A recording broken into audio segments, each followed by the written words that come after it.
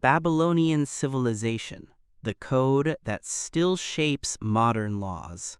Imagine standing in the cool, dimly lit hall of the Louvre Museum in Paris. Amidst the endless parade of classical marble statues and Renaissance paintings, there stands a dark, imposing pillar of black basalt. It is not beautiful in the traditional sense. It is stern, monolithic, and fractured. It stands roughly 7.5 feet tall, resembling a giant admonishing index finger pointing towards the heavens. This stone, known as a stele, is one of the most significant objects in the human story. Carved into its hard surface are columns of cuneiform text, a writing system that looks like clusters of wedges and triangles. At the top, a relief carving depicts a man standing reverently before a seated god. This is the Stele of Hammurabi. For a long time, historians and the general public believed this was the very first set of laws ever written. We now know that is not technically true. The Sumerians had legal codes centuries earlier. However, the Code of Hammurabi remains the most complete, the most sophisticated, and the most influential legal text of the ancient Near East. It is a window into a world that existed nearly 4,000 years ago, a world of bronze and mud brick, of irrigation canals and temple towers, where the concepts of justice, liability, and the presumption of innocence were being forged in the fires of civilization.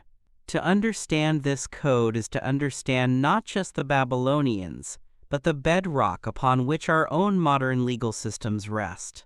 To truly grasp the magnitude of the code, we must first transport ourselves back to the landscape that produced it.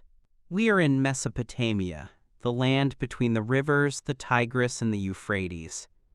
This region, corresponding roughly to modern-day Iraq, is a place of extremes.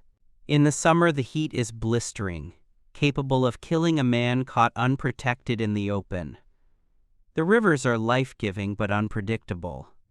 Unlike the Nile in Egypt, which flooded with clockwork regularity, the Tigris and Euphrates were volatile, prone to violent, chaotic inundations that could wipe out entire cities. This environment shaped the Mesopotamian worldview. The universe was not a benevolent place. It was a chaotic realm that required constant management, appeasement of the gods, and strict order to survive. It is no coincidence that this is where civilization began. The sheer difficulty of farming this land required cooperation. You could not dig a massive irrigation canal alone. You needed neighbors, you needed organization, and eventually, you needed a manager. That manager became the king. By the time Hammurabi ascended the throne of Babylon in roughly 1792 BCE, Mesopotamia was a patchwork of warring city-states. Babylon itself was not yet the magnificent imperial capital of legend.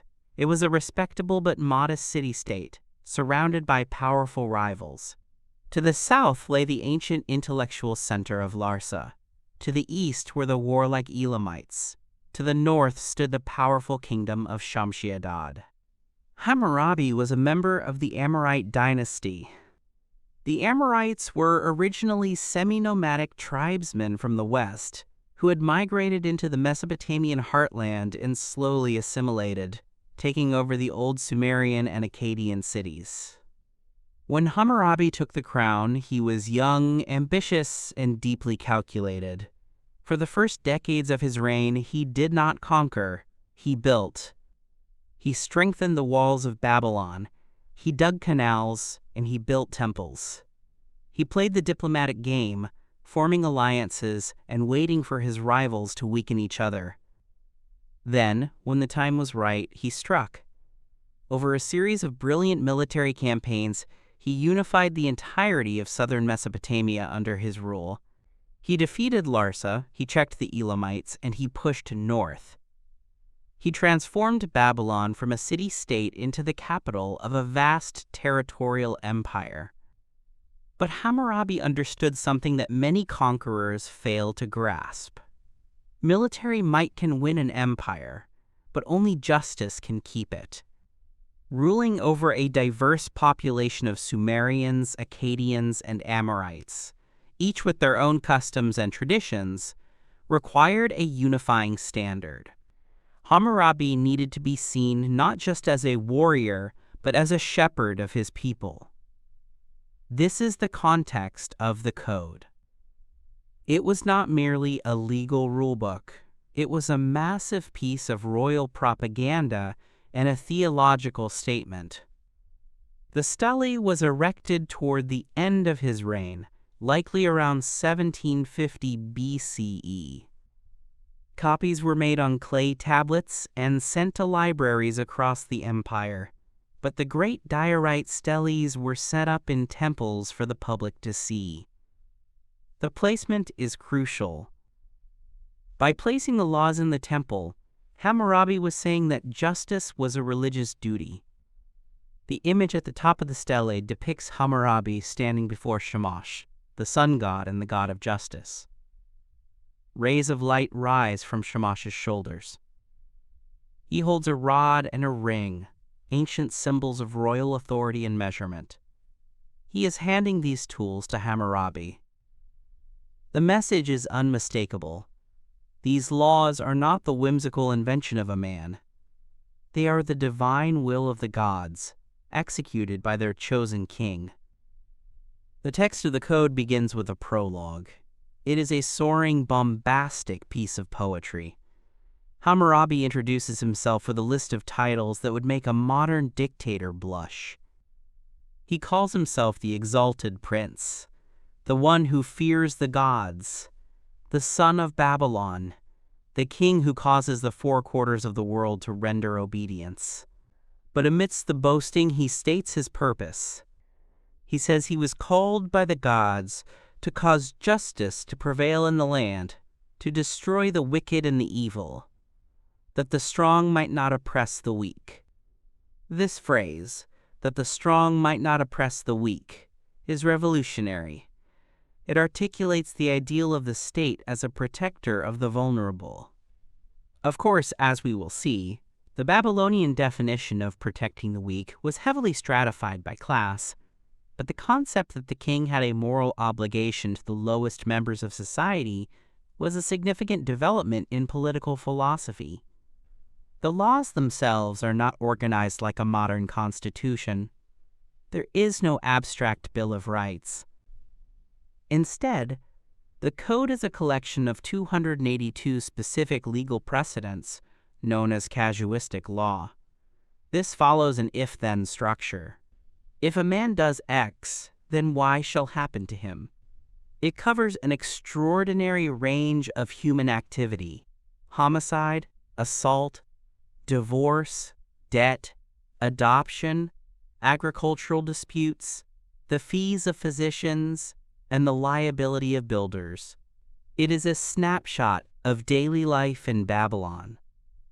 Through these laws, we can see the bustling streets, the arguments between merchants, the fears of a wife being abandoned, and the terrifying risks of ancient surgery.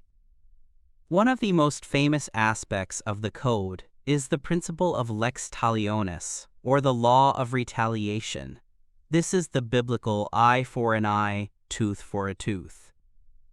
In popular culture, this is often viewed as barbaric, a sign of a savage society.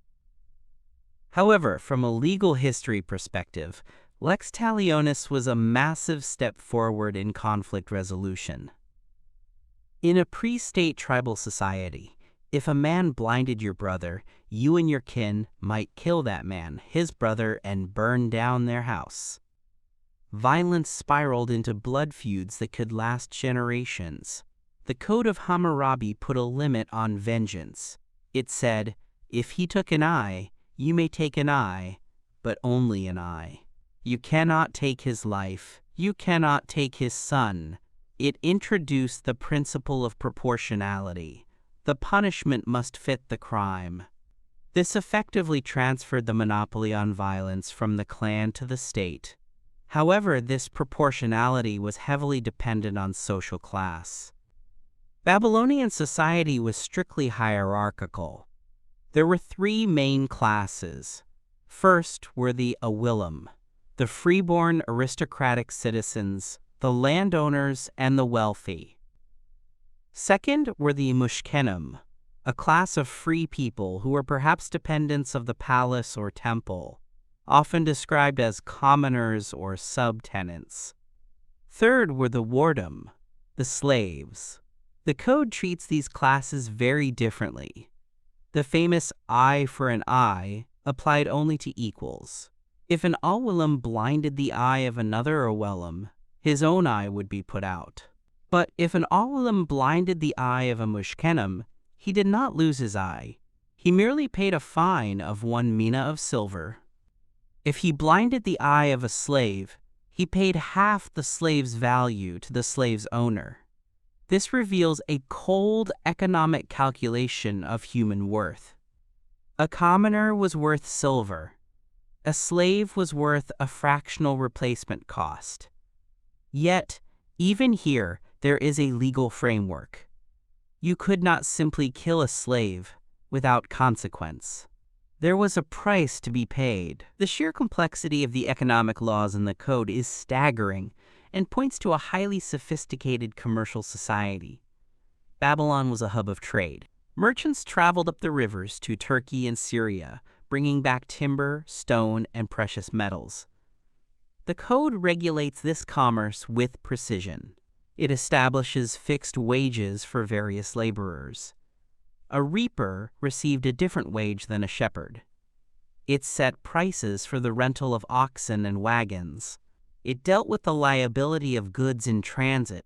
For example, if a merchant gave money to a traveling agent to buy goods, and the agent was robbed by bandits in enemy territory, the agent could swear an oath before God that he was not negligent, and he would be released from the debt.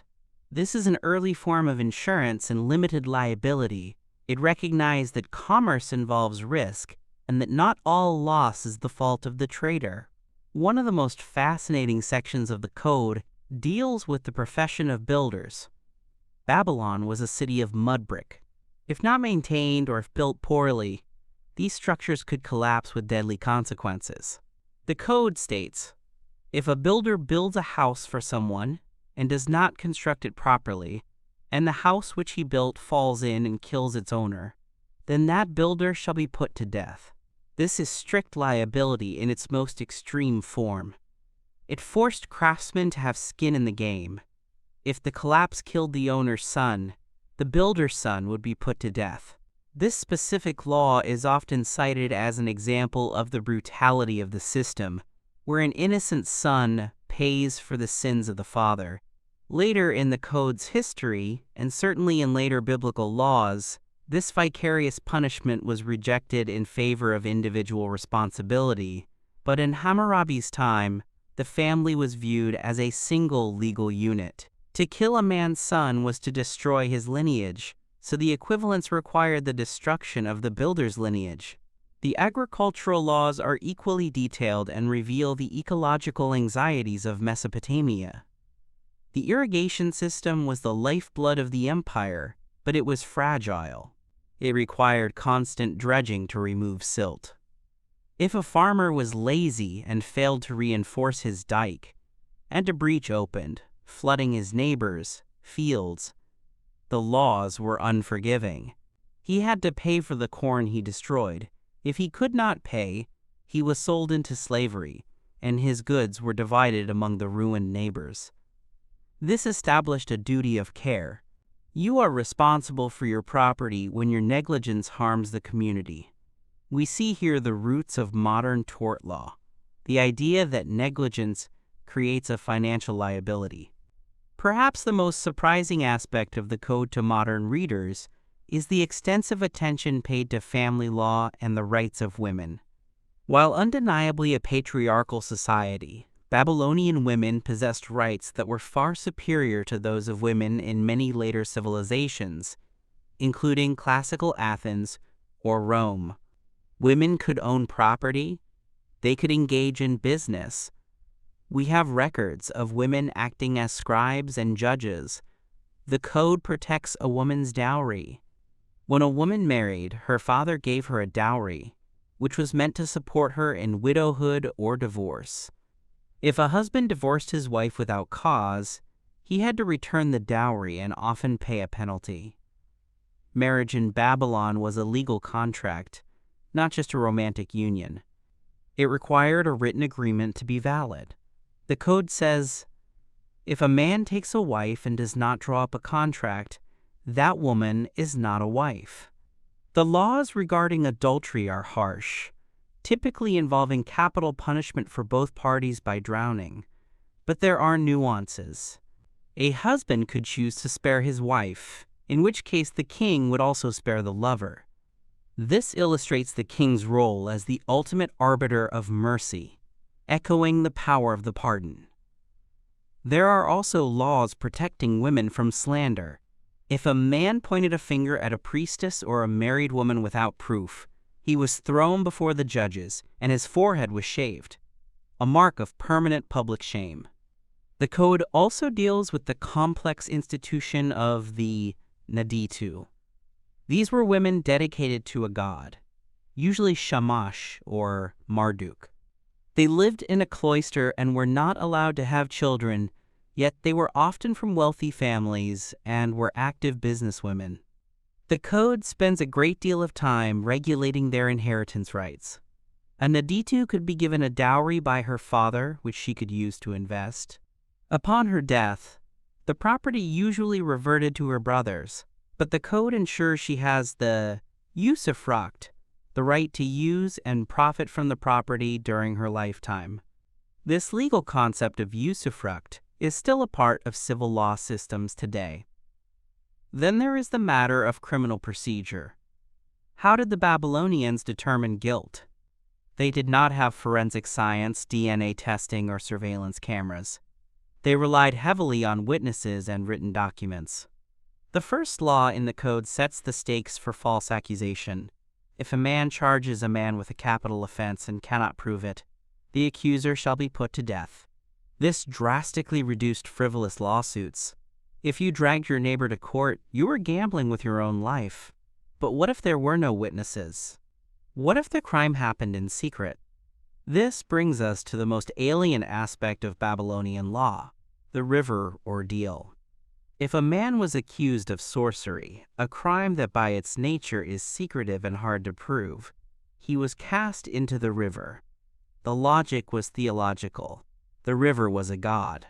If the man sank, the river god had seized him, proving his guilt.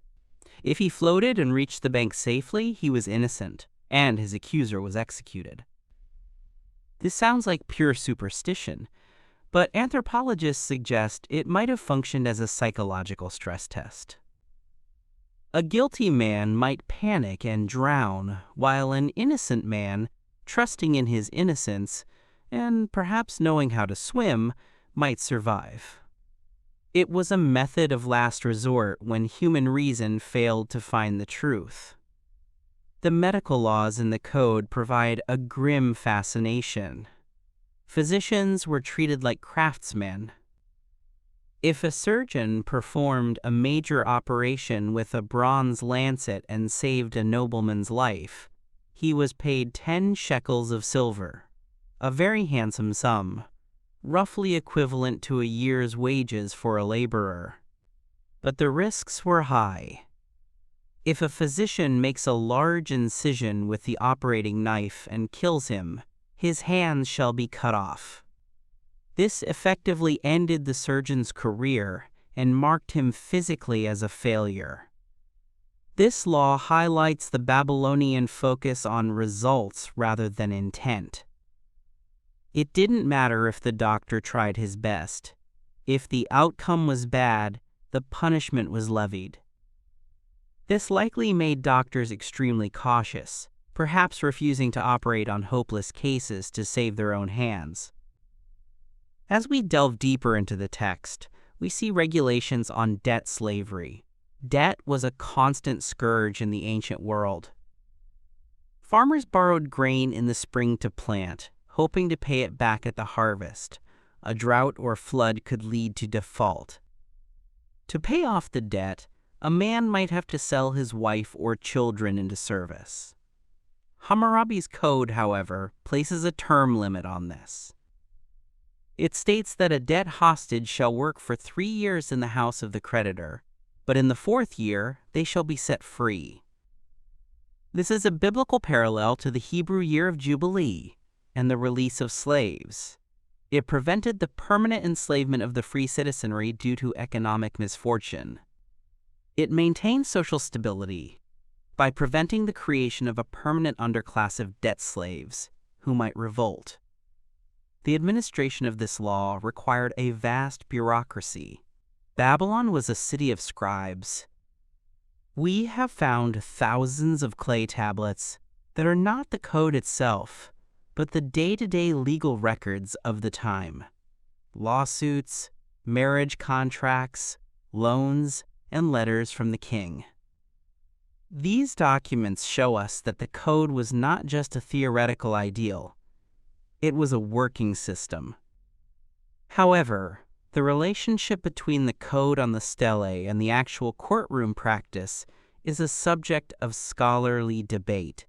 Some historians argue that the code was more of a royal resume, a collection of ideal judgments to show how wise the king was, rather than a statute book that judges consulted every day. In many surviving court records, judges do not cite the code by verse. They cite custom, witnesses, and previous rulings.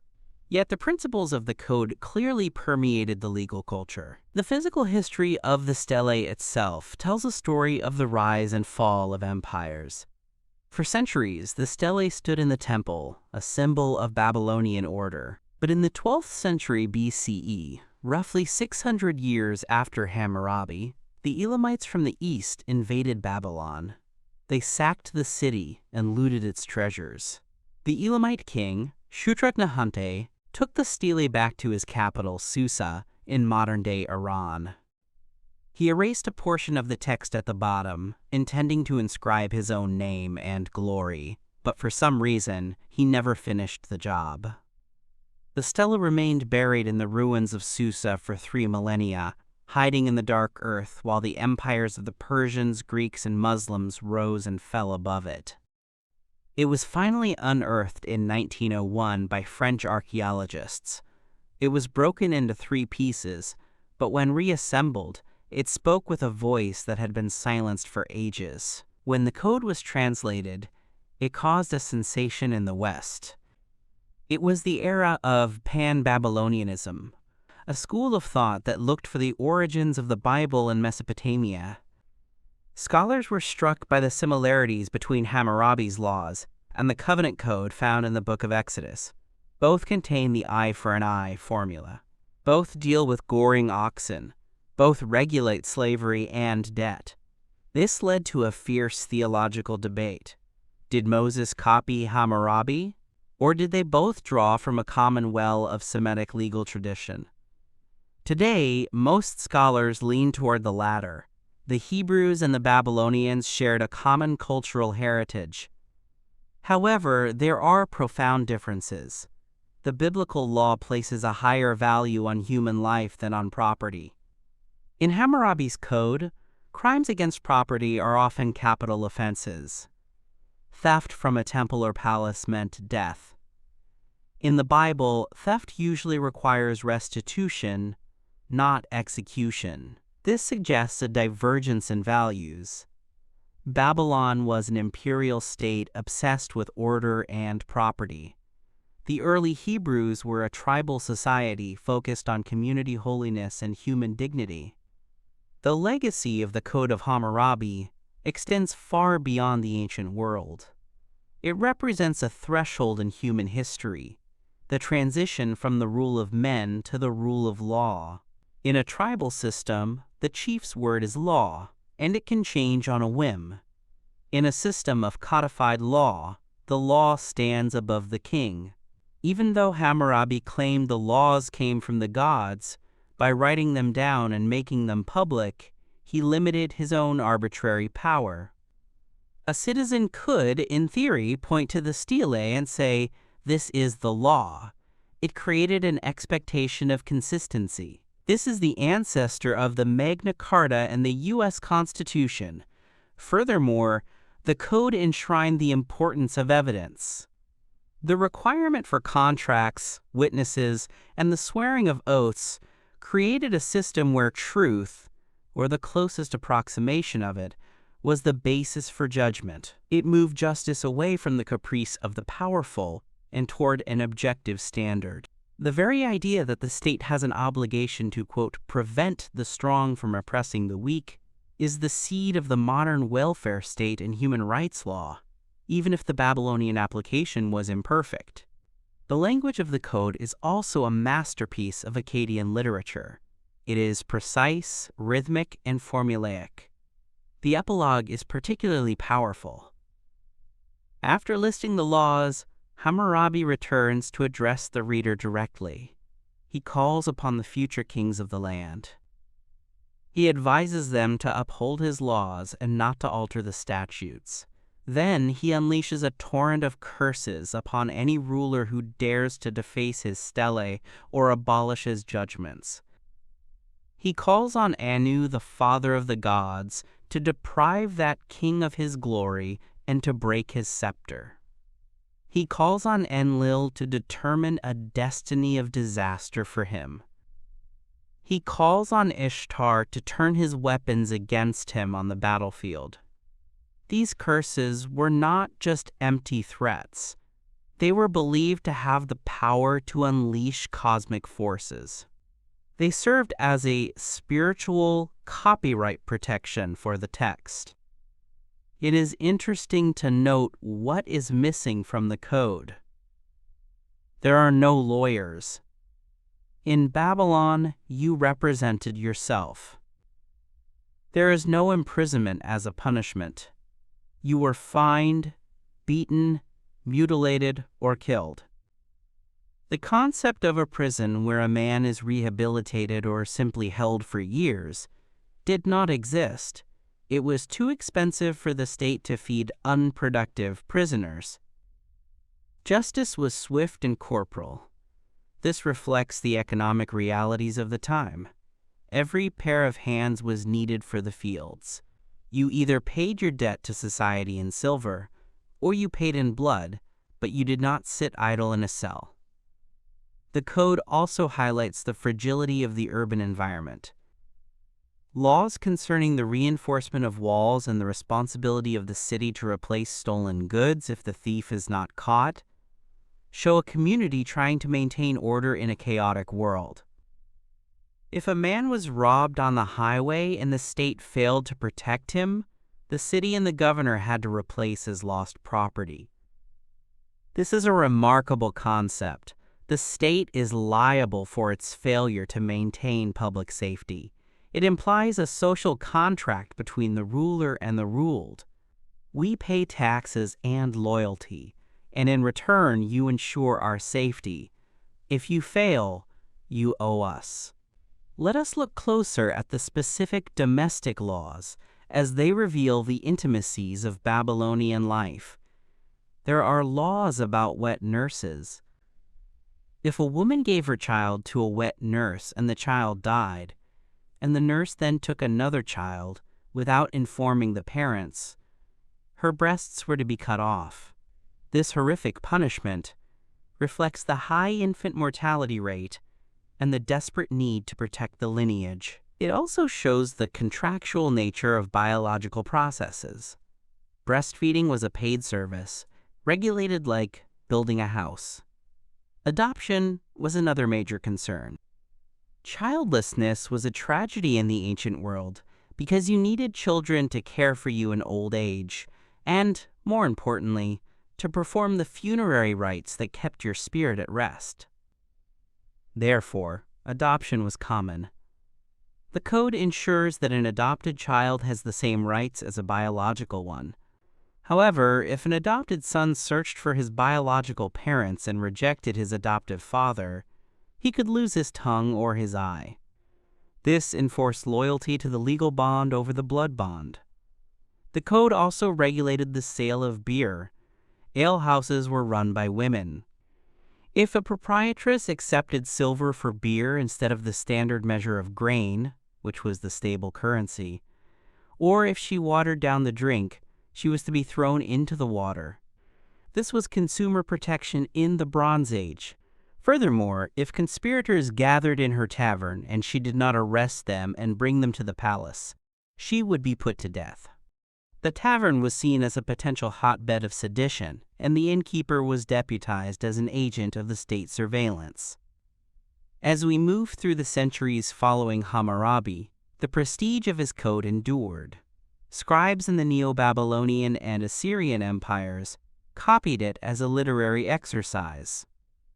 It became a classic text, studied for its language and its wisdom, even when the specific laws were no longer in force. It influenced the legal thinking of the entire Near East. When the Persians conquered Babylon, they inherited this legal tradition.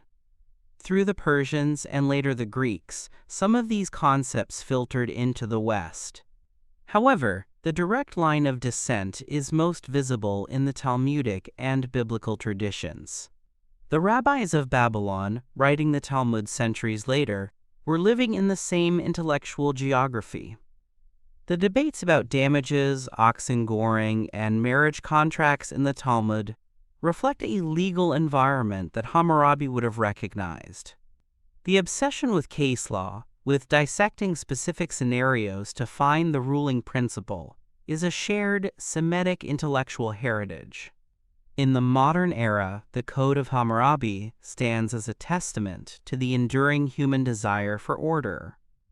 When we look at that black stone in the Louvre, we are not just looking at a list of cruel punishments. We are looking at a society attempting to tame the chaos of human nature. They were trying to solve the same problems we face today. How do we deal with theft? How do we resolve family disputes? What do we do when a building collapses?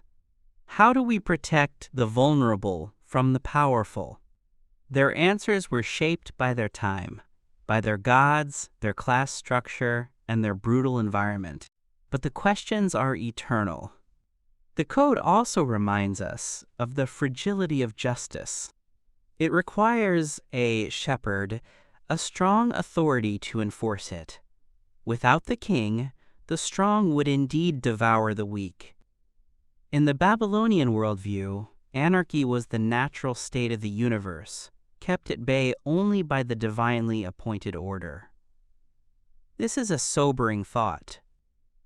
Our modern legal systems, with all their checks and balances, are the descendants of this initial attempt to write down the rules of the game. We have expanded the circle of rights. We have abolished the distinctions between Awilim and Mushkenim.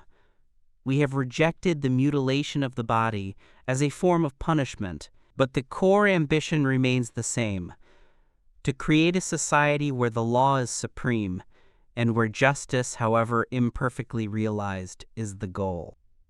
The survival of the stele is perhaps the greatest twist of all. Hammurabi intended it for his people in Babylon. He cursed those who would destroy it. Yet it was stolen by enemies, buried in a foreign land, and dug up by people from a continent Hammurabi did not know existed. And now, millions of people from all over the globe come to see it. In a way, his desire for immortality was granted. His laws are no longer binding, but his name is known. He is still the King of Justice. The rod and ring are still in his hands. To truly appreciate the texture of the law, one must look at the specificities of the agricultural regulations, which took up a significant portion of the text. Mesopotamia was an agrarian society. The code details the rent of farmland. If a man rented a field but did not plant it, he still had to pay rent based on his neighbor's yield. This prevented land speculation and laziness. It ensured that the land, which belonged ultimately to the gods and the city, remained productive. There are strict rules about shepherds. If a shepherd allowed his sheep to graze on a field without the permission of the owner, he had to pay damages. This speaks to the constant tension between the settled farmers and the semi-nomadic herdsmen, a tension that defines much of Middle Eastern history. The code also speaks to the treatment of animals. While animals were property, they were valuable property. There are fines for mistreating a hired ox. If an ox died of natural causes while hired out, the renter was not liable, an act of God. But if it died from abuse or neglect, the renter paid. This practical approach to animal welfare was driven by economics, but it created a standard of care. We must also consider the role of the judges. Who were they? They were usually the elders of the city or wealthy merchants.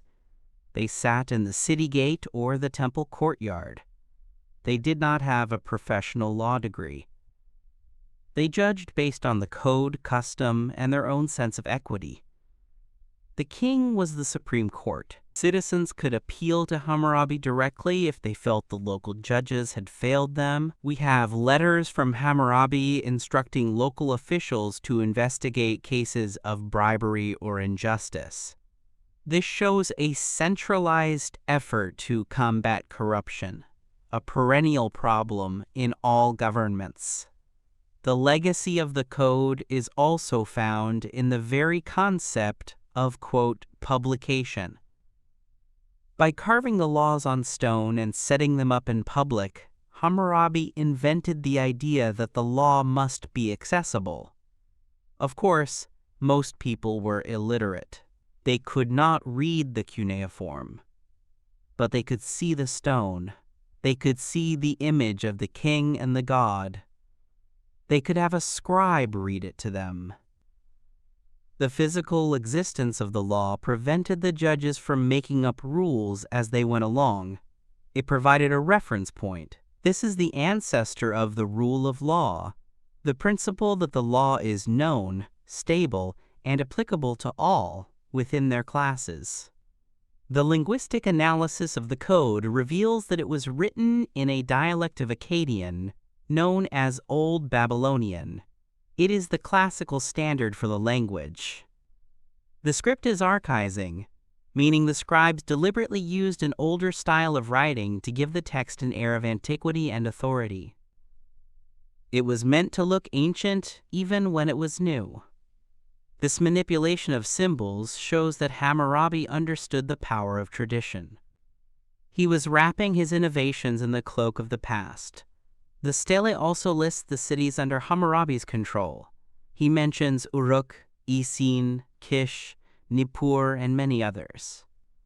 For each city he mentions the specific temple he adorned or the god he honored. This was a masterclass in political inclusion. He was telling the people of these conquered cities, I am not a foreign occupier. I am the caretaker of your specific gods. He integrated their local traditions into his imperial ideology. The law code was the unifying thread that stitched these disparate cities into a single nation. In the realm of sexual conduct, the code is particularly revealing. Incest was treated with varying degrees of severity. If a man lay with his daughter, he was exiled. If he lay with his daughter-in-law, he was drowned. If he lay with his mother, both were burned. These taboos were essential for maintaining the structure of the patriarchal family. The distinction in punishments suggests a hierarchy of sexual crimes based on how much they disrupted the line of descent and authority within the household. It is also worth noting the absence of a police force in the modern sense. There were guards and bailiffs, but the enforcement of the law relied heavily on the community. If a crime was committed, the victim or their family had to bring the perpetrator to justice. The hue and cry was a real legal mechanism. If you saw a crime and did not shout, you could be held complicit. The community was self-policing under the umbrella of the king's law. As we reach the end of our examination of this ancient monolith, we are left with a sense of the profound continuity of human civilization. The Babylonians were not aliens. They were people who loved their children, argued with their neighbors, feared the gods, and sought to make sense of a dangerous world. Hammurabi's code was their best attempt to create a system of fairness. It was harsh, yes. It was unequal, certainly. But it was a monumental achievement of the human intellect. It asserted that there is a right way and a wrong way to live, and that society has the right to enforce those standards. When you walk out of the Louvre, into the daylight of modern Paris, you carry with you the shadow of that black pillar. You realize that every time you sign a contract, every time you pay a fine, every time you expect the state to protect you from violence, you are walking down a path that was paved by the scribes of Babylon. The wedges on the stone may be silent, but the ideas they represent are still speaking, loud and clear in every courtroom in the world. The Code of Hammurabi is not just a relic of the past. It is the foundation of our present. It is the code that still shapes modern laws. While the Stele of Hammurabi stands in the Louvre as a monolithic testament to a finished product of order and imperial stability, the reality of the world that birthed it was far more fractured, vibrant, and chaotic than the static stone suggests. To understand the true texture of Babylonian civilization, we must look beyond the polished propaganda of the law code and turn our gaze toward a different kind of archive, one that was not meant for eternity, but for the urgent, breathless management of the here and now. We must travel northwest from Babylon, up the Euphrates River, to the ancient city of Mari. Here, in the 1930s, French archaeologists uncovered a royal palace of staggering dimensions, and within its burned ruins, they found the diplomatic and administrative emails of the Bronze Age, more than 20,000 clay tablets known as the Mari letters. It is through these letters that we can step behind the curtain of Hammurabi's court and witness the sweat, the fear, and the intricate machinery of the civilization that the code sought to govern. The discovery of the Mari archives changed our understanding of the ancient Near East overnight. Before Mari, we viewed Hammurabi as a solitary giant, a biblical patriarch figure. The letters reveal him as merely one player in a high-stakes game of international chess, a world of shifting alliances, espionage, and treacherous diplomacy that rivals any modern geopolitical thriller. Mari was ruled by Zimri-Lim, a contemporary of Hammurabi. They were sometimes allies, sometimes rivals, and ultimately, one would destroy the other. The letters written between these kings, their governors, their wives, and their spies, provide a level of granular detail that is almost uncomfortable in its intimacy. We read about the price of ice collected from the mountains to cool the king's wine, a luxury that signaled immense power. We read complaints about the quality of textiles. We read terrifying reports of lions roaming the countryside and devouring peasants. But most importantly, we read the desperate correspondence of a world in constant flux, where no single king could rule alone. One of the most famous letters found at Mari explicitly states the geopolitical reality of the time. A loyal official writes to Zimri-Lim, saying that there is no king who is powerful all by himself. He notes that 10 or 15 kings follow Hammurabi of Babylon, 10 or 15 follow Rimsin of Larsa, 10 or 15 follow Ibal-Piel of Eshnuna, and 10 or 15 follow Amut-Piel of Katna. This document, often called the Report on the Balance of Power, paints a picture of a multipolar world. It was a time of warlords, To survive, a king had to be a master of coalition warfare. Hammurabi was the grandmaster of this game. The letters show him manipulating his neighbors with a cold, patient intellect. He would ally with Mari to fight Elam, then wait for Mari to exhaust itself before turning on them. The Code of Hammurabi was not just a legal document. It was the domestic anchor for a state that was perpetually mobilizing for war. The mechanism of this warfare was intimately tied to the land and the legal structures we see in the code. The code mentions the redum and the beirum, different classes of soldiers. These were not paid salaries in silver, they were paid in land. This is the institution of ilkum. The king granted a plot of land to a soldier, and in return, that soldier owed military service. This created a deep structural link between the army and the agriculture of the state. The code protects the soldier's land fiercely. A soldier could not sell his ilkum land to pay off a debt. It was inalienable because it belonged to the office, not the man. If the soldier was captured in battle, his son could take over the land and the duty. If the son was too young, the mother could keep a third of the field to raise him until he was old enough to hold a spear. This system ensured that the Babylonian army was self-sustaining, but it also created a rigid social caste. These men had a vested interest in the stability of the regime because their livelihood depended on the king's grant. However, the Mari letters reveal that the system was prone to abuse.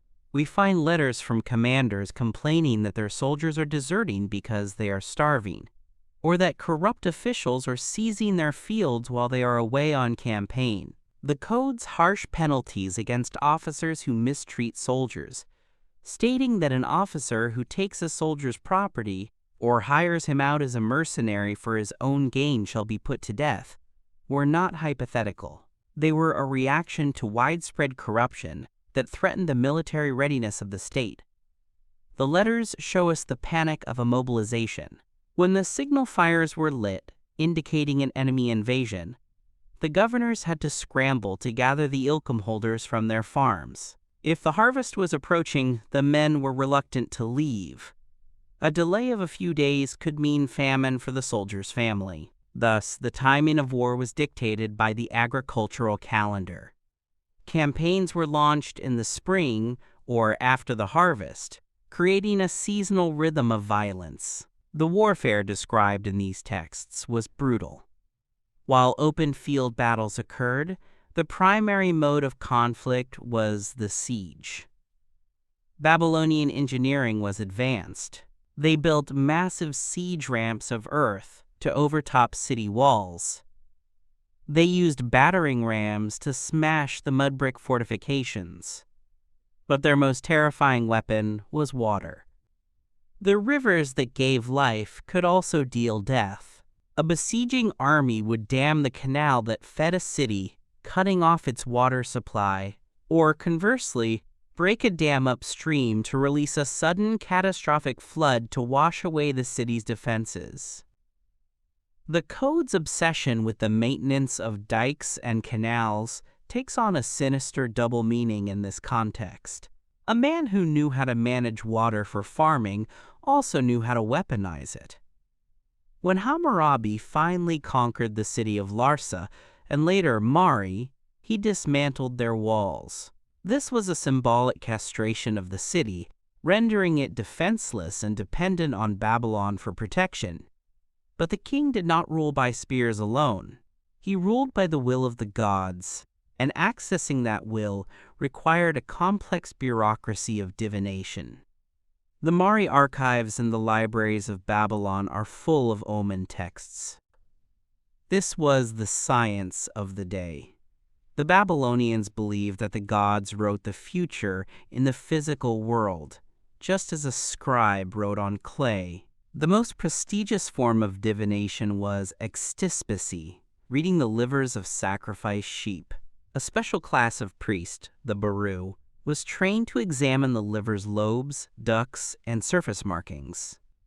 We have clay models of livers divided into grid zones, like a map, with instructions on what each mark meant.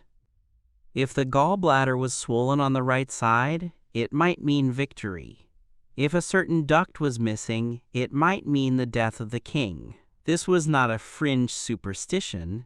It was a central organ of state decision-making. A king would not march to war, appoint a high official, or even lay the foundation of a temple without consulting the liver. The pressure on these diviners was immense. The Mari letters contain correspondence where the king asks a diviner to check the omens about a potential treaty. The diviner replies, detailing the sacrifice. Sometimes, the signs were ambiguous. They would have to perform the ritual again and again, costing the state a fortune in livestock. There was also the temptation to fudge the results. If the king clearly wanted to go to war, a smart diviner might be inclined to find a favorable sign to avoid royal wrath. However, the Babylonians had a check and balance system.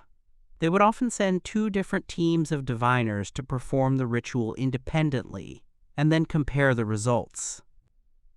The Code of Hammurabi implies the high status of these priests, but the letters show their vulnerability. A diviner who consistently predicted wrong outcomes would fall from grace or worse. Parallel to the official state religion of the temples, there existed a shadowy world of demons, ghosts, and witchcraft that the common people dealt with every day. The code prescribes the river ordeal for sorcery, but it doesn't detail the terrifying supernatural landscape the Babylonians inhabited. For the average Babylonian, the air was thick with invisible threats. Demons like the Lamashtu were particularly feared. Lamashtu was a female demon who preyed on pregnant women and newborns. She was depicted with the head of a lion, the teeth of a donkey, and bird talons. To protect against her, people wore amulets and performed rituals. The Pazuzu, a wind demon with a fearsome face, was paradoxically invoked to fight off Lamashtu. You would hang an image of Pazuzu in the nursery, fighting fire with fire.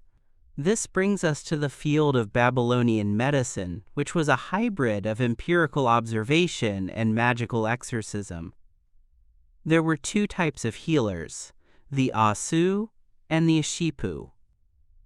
The Asu was like a physician or pharmacist. He dealt with the physical symptoms. He utilized herbs, minerals, and poultices. We have medical texts listing hundreds of prescriptions. They used willow bark, which contains aspirin, for pain, and various salves for wounds. The Asu is the one regulated by Hammurabi's code, the one who uses the bronze lancet and gets paid or punished based on the outcome. The Ashipu, on the other hand, was an exorcist or magical expert. His job was to diagnose the spiritual cause of the illness. Was the patient sick because they had sinned? Had they eaten taboo food? Were they being attacked by a ghost? The Ashipu would perform incantations and rituals to drive the evil spirit out.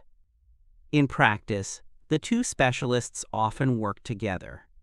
A sick man might take a potion from the Asu, while the Ashipu recited a spell over his bed. The fact that the code focuses so heavily on the Asu suggests that the state felt more comfortable regulating the tangible, mechanical acts of surgery than the nebulous spiritual warfare of the exorcist. You could prove a surgeon slipped with his knife. It was much harder to prove an exorcist failed to banish a demon. Let us delve deeper into the daily life of the women mentioned in the code, specifically the Naditu. The city of Sippar, north of Babylon, was home to a massive convent-like institution called the Gagum. Here, hundreds of women lived who were dedicated to the sun god Shamash. These were the Naditu. As mentioned, They were forbidden from having children, yet they were economic powerhouses. The tablets found at Sippar reveal that these women were the primary investors of their time. They bought and sold land, they leased out fields, and they loaned silver at interest. Because they had no children to distract them or to drain their resources, and because they came from wealthy families who gave them dowries, they accumulated vast capital. The Naditu serve as a fascinating counter-narrative to the standard view of oppressed ancient women. They were literate, legally independent, and formidable. Some letters show them arguing with their brothers over inheritance. The code steps in to protect them, ensuring that their brothers cannot simply seize their father's estate. However, their life was not entirely free. They were secluded within the Gagum. The exact nature of this seclusion is debated. Could they leave?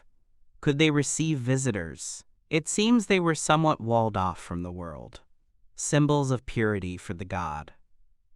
There is a theory that the Naditu institution served a demographic function. By removing a percentage of high-status women from the reproductive pool, elite families could consolidate wealth and avoid the fragmentation of estates among too many heirs. It was a form of population control for the 1%. Within the domestic sphere, food and drink played a central role in social bonding and legal transactions. Beer was the staple of the Babylonian diet. It was thick, nutritious, and had a low alcohol content, making it safer to drink than the canal water. It was consumed through straws to filter out the sediment. We know of many varieties: golden beer, dark beer, sweet beer, and red beer. The tavern, run by the alewife, was the center of the neighborhood. It was where laborers gathered after work, but it was also a place of danger. The code's strict regulation of tavern keepers, threatening them with drowning for shortchanging customers, reflects the vital importance of beer as a commodity. It wasn't just a drink, it was a calorie source for the working class. A cheat in the tavern was literally starving her customers. The culinary landscape was surprisingly varied for the wealthy. We have found a set of clay tablets, known as the Yale Culinary Tablets, which contain recipes from the Old Babylonian period. They describe rich stews of lamb, goat, and venison, flavored with garlic, onions, leeks, mint, coriander, and cumin. One recipe for a bird stew calls for the bird to be assembled in a pastry crust, a 4,000-year-old pot pie. These recipes show a cuisine that valued complexity and the layering of flavors. They also mention the use of garum-like fermented fish sauces. The preparation of such meals required specialized labor and expensive ingredients, marking a sharp divide between the palace elite and the commoners subsisting on barley bread, onions, and beer. The social structure was also held together by the concept of the Misharim Edict. At the beginning of a king's reign, or at intervals during it, he would often proclaim a Misharim, a setting right. This involved the cancellation of non-commercial debts. It was a reset button for the economy. As we discussed, debt slavery was a constant threat. If too many citizens fell into debt slavery, the tax base would collapse, and the army would lose its manpower. So the king would issue a decree. The tablets of debt are broken. Bond servants were released to their families. This was not done out of pure charity, but out of systemic necessity. It prevented the complete polarization of society into a few super-rich creditors and a mass of slaves. The Code of Hammurabi can be seen as a static, permanent attempt to establish justice, while the Mishharim was the dynamic, periodic intervention required to keep the system from seizing up. Another group that appears in the margins of the texts and the code are the Habiru. These were bands of outlaws, mercenaries, and refugees who lived outside the urban system. They roamed the countryside and the fringes of the desert. They are often associated with the ancestors of the Hebrews, though the connection is complex and debated. The Habiru were a destabilizing force. They would raid caravans or hire themselves out as mercenaries to rival kings. They represented the alternative to Babylonian civilization, the chaotic freedom of the wilderness versus the ordered stratification of the city. For a Babylonian Awilim, the Habiru were terrifying, yet also useful as a source of rugged manpower. The educational system that produced the scribes capable of writing these letters and laws is a story in itself. The Adubba, or tablet house, was the school. Education was rigorous and physically demanding. We have essays written by students describing their days. I went to the tablet house. I recited my tablet. I ate my lunch. I prepared my new tablet. I wrote it. I finished it. But the discipline was harsh. The man in charge of the drawings said, "Why is your handwriting not good?" And he beat me. The man in charge of the gate said, "Why did you go out without permission?" And he beat me. Students learned by copying lists, endless lists of trees, animals, stones, and legal terms. They had to master the thousands of logograms of the cuneiform script. This rote memorization created a deeply conservative intellectual class. To be a scribe was to be a guardian of tradition. This explains why the legal forms and literary styles remained so consistent for centuries. The people writing the laws were all products of the same brutal, standardized curriculum. Let's look at the innovative geometry and mathematics that underpin this civilization. The Babylonians used a base 60 number system, sexagesimal, which is why we still have 60 seconds in a minute and 360 degrees in a circle. This system was incredibly efficient for fractions and division. They were masters of calculation. We have tablets that look like homework assignments, where students are asked to calculate the slope of a siege ramp, the volume of earth needed to build a dike, or the amount of grain required to store in a silo of a certain shape. This wasn't abstract math for the sake of philosophy. It was bureaucratic math. The state needed to know exactly how many man-hours it took to dig a canal. The code's precise fines and wages were based on this capacity for calculation.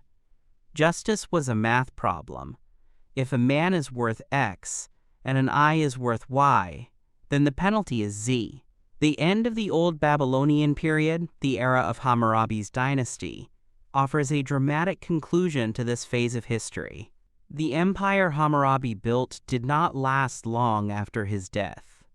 His son, Samsu-Iluna, faced rebellions immediately. The highly centralized state was too brittle. The south broke away. The economy faltered. But the death blow came from the outside.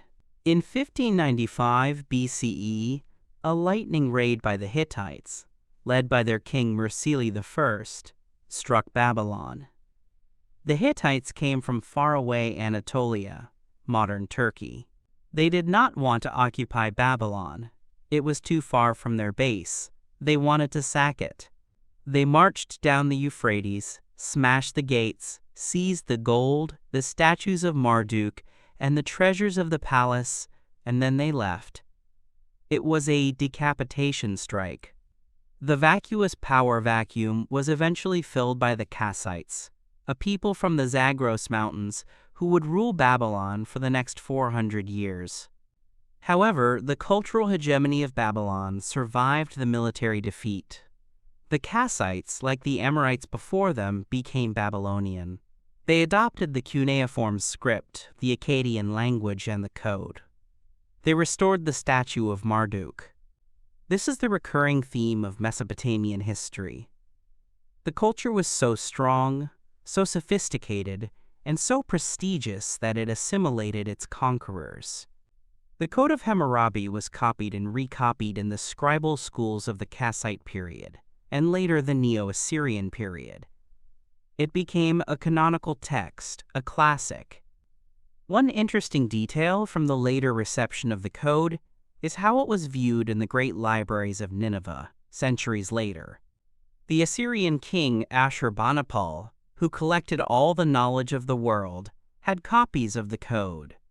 To the Assyrians, who were known for even harsher penalties, including flaying and impalement, Hammurabi's laws might have seemed almost quaint or dignified.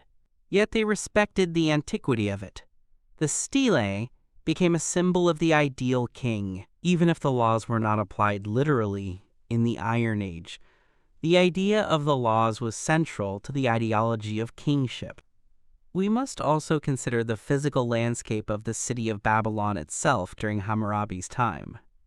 It was a city dominated by the Esagila, the Temple of Marduk, and the Etemenanki, the ziggurat that would later inspire the Tower of Babel legend. The streets were narrow and winding, providing shade from the relentless sun. Houses were built around central courtyards, turning their backs to the street to ensure privacy. Inside these courtyards, families cooked, slept, and worked. The family archives were often stored in jars buried under the floor of the house. In a sense, the Babylonians lived on top of their history. When a house collapsed or was demolished, they leveled the mud brick and built on top of it, creating the tells or mounds that dot the landscape today. The river Euphrates flowed right through the city. It was the highway of the ancient world. Ships from the Persian Gulf brought copper from Dilmun, modern Bahrain, and diorite, the black stone of the stele, from Megan, modern Oman. The quays of Babylon were bustling with foreign tongues. We must imagine the Code of Hammurabi not just as a text read in silence, but as a proclamation shouted over the noise of this cosmopolitan hub. It was an attempt to impose a single frequency of justice over a cacophony of competing interests. In the realm of personal spirituality, the personal God concept is crucial. Every Babylonian, from the king to the bricklayer, believed they had a personal deity, a kind of guardian angel, who interceded for them in the divine assembly. If you had bad luck, it was because your personal God was angry or had turned away. You would make offerings to this specific minor deity to get them to talk to the big gods like Marduk or Shamash on your behalf. The prologue of the code shows Hammurabi claiming a special relationship with the great gods, effectively positioning himself as the personal protector of his entire people. He is the one with the direct line to the divine council. Finally, looking at the legacy of the specific laws regarding slavery, we see a complex institution that was not based on race, but on misfortune. Slaves were often prisoners of war or debt slaves. They were branded, sometimes on the hand or the forehead, or they wore a distinctive hairstyle, a forelock that, if shaved off, symbolized their manumission. The code allows for slaves to marry free women. The children of such a union were free. This social mobility is surprising. A slave could also own business property and buy their own freedom. It was a brutal status, but it was not necessarily a permanent dead end.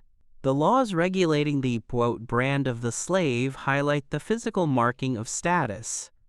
A barber who shaved off the slave mark without the owner's knowledge was liable to lose his hand.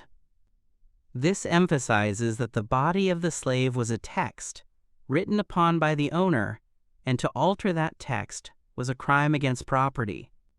The river ordeal, mentioned earlier, deserves a more scientific look. We now understand that the Euphrates is a fast-flowing, dangerous river with strong undercurrents. Being thrown into it was a genuine test of physical endurance. However, locals knew where the eddies and safe spots were. The priests likely controlled the location of the ordeal. If they wanted a man to survive, they might choose a calm bend. If they wanted him to drown, they chose the rapids. Thus, the judgment of the god was likely mediated by the judgment of the clergy. This interplay between the divine, the natural, and the political is the hallmark of the Babylonian experience. As we reflect on these thousands of clay tablets, the black stone stele, and the ruins of mud brick cities, a picture emerges of a civilization that was deeply obsessed with documentation. They wrote down everything, every sheep, every bushel of barley, every omen, every law. They were a people who believed that truth could be captured, categorized, and preserved. This bureaucratic impulse, this drive to codify the world, is perhaps their greatest legacy. The Code of Hammurabi is the crown jewel of this impulse. It was an assertion that the human condition, with all its messiness, violence, and greed, could be tamed by the power of the written word. When the sun set over Babylon in 1750 BCE, the shadows of the ziggurat stretched across a city of bustling merchants, chanting priests, tired soldiers, and cloistered women. They are all gone now. The canals are dry, the walls are dust. But because they wrote, and because they baked their clay in the fire, their voices have survived the silence of millennia. We can still hear the merchant haggling, the mother praying to combat the demon, and the king declaring that the strong shall not oppress the weak. The code remains, a broken pillar of black stone, pointing the way out of the prehistoric fog and into the harsh, illuminated clarity of history.